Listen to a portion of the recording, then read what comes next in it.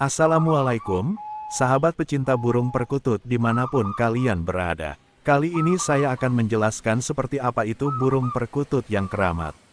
Mari simak video berikut ini, jangan sampai di skip biar tidak gagal paham. Check it out, ciri-ciri perkutut punden berioni dan tuahnya. Bagi penggemar perkutut Katurangan, istilah perkutut punden berioni tentu bukan istilah yang asing. Perkutut punden adalah perkutut yang hidup di area pemakaman keramat atau petilasan keramat. Perkutut punden yang hidup di makam keramat seperti ini biasanya dianggap memiliki yoni dan memiliki daya magis yang tinggi. Namun demikian tidak selalu perkutut yang tinggal di makam keramat lantas bisa disebut dengan perkutut punden berioni. Karena yoni pada perkutut punden inilah kemudian banyak orang ingin memeliharanya. Padahal jika benar perkutut tersebut memiliki yoni, belum tentu perkutut tersebut berjodoh. Selain itu belum tentu juga perkutut tersebut bisa membawa dampak positif bagi pemeliharanya. Perkutut punden ini biasanya dianggap memiliki khodam sehingga kadang-kadang orang juga menyebutnya sebagai perkutut berkhodam. Lalu apa sebenarnya perkutut punden berioni itu? Apakah penjelmaan dari jin, setan, atau yang lainnya? Menurut beberapa ahli, perkutut punden berioni itu ada beberapa versi, berikut inilah penjelasannya. 1. Perkutut punden adalah perkutut peliharaan makhluk halus. Yang paling populer adalah bahwa perkutut punden itu adalah perkutut peliharaan makhluk halus. Tidak semua orang atau tukang pikat bisa mendapatkan perkutut seperti ini.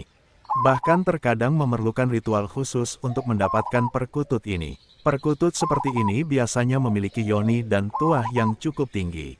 Sehingga tidak mudah juga untuk bisa memelihara perkutut jenis ini. Kadang jika sudah ditangkap dan dipelihara di rumah, jika tidak berjodoh akan ada hal-hal gaib yang terjadi. Bisa jadi perkutut ini diikuti oleh gaib. Bisa juga perkutut berubah jadi ular dan hal gaib lainnya. 2. Perkutut punden adalah perkutut peliharaan orang Linui. Ada lagi yang menyebutkan bahwa perkutut punden adalah perkutut peliharaan dari orang Linui. Orang Linui ini bisa tokoh pembabat satu daerah, raja atau orang-orang khusus lainnya.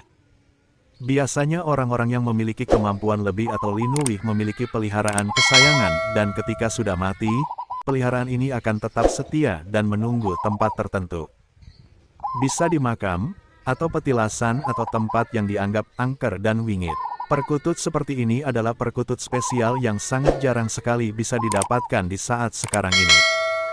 Perkutut ini juga banyak sekali diburu untuk dipelihara karena dianggap memiliki daya magis yang cukup tinggi dan kuat.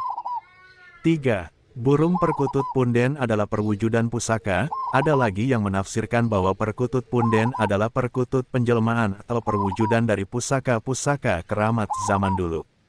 Pusaka seperti tombak, keris, mustika atau lainnya di masa lalu. Nah, jelmaan pusaka burung perkutut yang satu ini memang menjadi barang keramat saat ini. Dan, ada yang menyebut bahwa pusaka-pusaka zaman dulu yang hilang, di masa sekarang bisa berubah wujud salah satunya menjadi perkutut. Karena merupakan perwujudan dari pusaka, maka tidak boleh sembarang orang memeliharanya. Atau jika ingin memeliharanya sebaiknya berkonsultasi dulu pada para ahli yang sudah senior. Biasanya akan disuruh melakukan ritual berupa tirakat puasa atau lainnya. Intinya lebih baik berkonsultasi terlebih dahulu untuk menghindari hal-hal yang tidak baik. Ciri-ciri perkutut punden berioni. Ada beberapa karakteristik tertentu untuk sedikit membantu mengenali perkutut punden berioni. Ada perilaku tertentu yang spesial. Apa saja itu? Simak di video ini. 1. Suka tempat sunyi sepi seperti makam keramat atau tempat wingit. Perkutut ini sangat menyukai tempat yang sunyi sepi dan tenang. Biasanya di makam keramat, tempat wingit atau tempat lain yang sepi. Sepertinya habitat mereka di tempat tersebut. Namun demikian tidak serta-merta juga bahwa perkutut yang tinggal di tempat tersebut lantas disebut perkutut punden berioni. Orang-orang tertentu yang memiliki kelebihan yang bisa mengenalinya. 2. Perkutut punden suka hidup menyendiri. Ciri utama yang sering dijumpai dari perkutut punden adalah gaya hidupnya selalu hidup sendiri. Baik di area pemakaman keramat maupun tempat yang wingit, pada umumnya mereka selalu hidup sendiri. Hal ini bisa dikarenakan dari aura perkutut punden yang cukup besar, sehingga perkutut lain tidak kuat bersanding dengan perkutut punden. 3. Suara kecil jarang bunyi. Perkutut punden untuk urusan suara biasanya tidak sebesar atau sengebas perkutut lainnya. Suaranya cenderung kecil dan sangat jarang sekali manggung. Namun meski jarang manggung, perkutut punden sering dan biasa bekur. Jarang manggung. Ketika perkutut punden sekali manggung, maka perkutut lain biasanya akan diam seperti terpesona atau bisa jadi merasa minder dengan auranya. 4. Jinak dan mudah mendorong. Perkutut punden juga termasuk perkutut yang mudah jinak karena kebanyakan ketika sudah ditangkap perkutut ini cenderung diam. Selain mudah jinak, perkutut ini juga sangat mudah mendorong pada tuannya. Ia seakan cepat mengenal dan beradaptasi dengan pemiliknya. Dengan catatan tentunya si pemilik memang berjodoh dengan perkutut punden. Perkutut punden ini sangat sulit ditangkap. Jika hanya ditangkap dengan alat pikat dan jaring akan sangat sulit sekali. Biasanya hanya orang-orang yang memiliki kemampuan khusus untuk menangkap burung tersebut. Perkutut seperti ini biasanya pilih-pilih kepada pemeliharanya. Jika berjodoh, burung perkutut ini akan datang sendiri kepada calon pemeliharanya. Yang sering terjadi, perkutut ini akan memberikan pertanda atau isyarat terlebih dahulu kepada orang yang ia pilih. Isyarat yang sering biasanya melalui mimpi atau pertanda lain yang menunjukkan perkutut ingin ikut dengan si pemelihara. Jangan memelihara perkutut punden jika Anda masih pemula. Sebaiknya tidak usah berharap memelihara perkutut punden meskipun memiliki tuah yang tinggi. Atau meskipun sudah cukup lama di dunia perkutut, orang tua kita banyak yang menyarankan untuk tidak usah memelihara perkutut jenis ini. Karena perkutut seperti ini biasanya akan meminta sesuatu sebagai tebusan.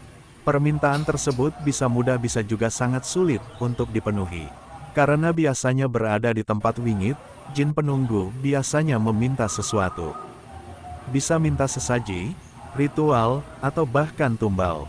Disinilah, sebaiknya tidak usah memelihara perkutut punden berioni. Lalu bagaimana kalau berjodoh dengan perkutut ini, atau perkutut ini datang sendiri kepada kita?